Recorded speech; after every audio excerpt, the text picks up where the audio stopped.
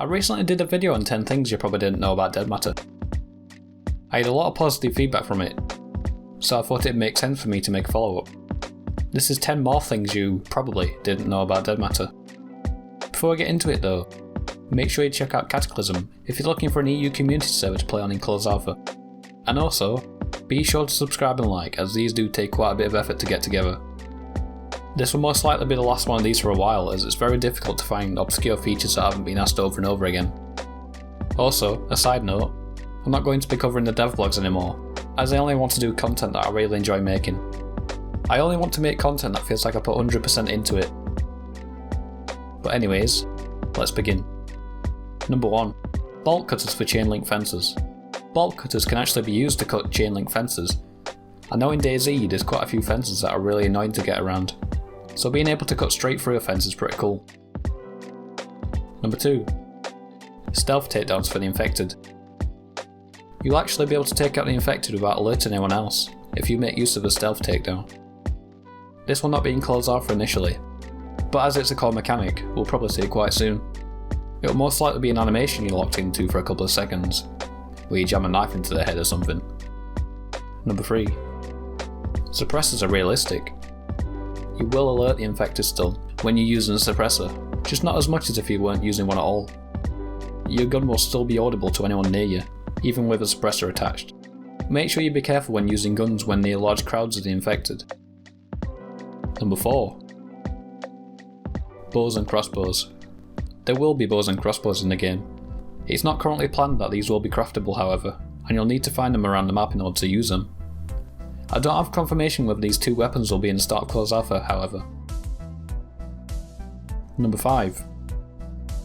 Currencies. There will be 2 currencies used in dead matter: Canadian dollars and United States dollars. These will be used when trading with NPCs. Unlike Tarkov, traders will be able to accept both currencies. Number 6. Closed alpha launcher scrapped. Closed alpha will actually be on Steam now and not their own launcher, as the devs have found a way to do closed alpha on Steam. This is good news, as Steam is more likely able to keep up with the large capacity of people trying to get into closed alpha. Number 7. Infected over time. The infected will grow old over time, and we'll visibly see this from their appearance. They'll also be slower as they get older too, meaning they'll be easy to run away from. This won't mean that they'll just be old, slow, infected everywhere though, as there will still be newly infected roaming around. Number 8. Breaking furniture. You can break down furniture for supplies. I'm guessing this will be things like screws, wood, leather, cloth and metal. It's not going to be like 7 Days to Die level where anything you see you can break down for materials, but it's still pretty cool nevertheless. Number 9. Ray tracing. Dead matter will feature ray trace shadows down the line, which means more realistic and less performance costly shadows. It will most likely be using RTX, as this is the implementation supported by Unreal Engine 4. Number 10. Interiors. All buildings in dead matter will have interiors. This means that there's no building that you can't traverse. This doesn't necessarily mean that every building is easily accessible though, and you will still need keys for high loot places like in Escape from Tarkov.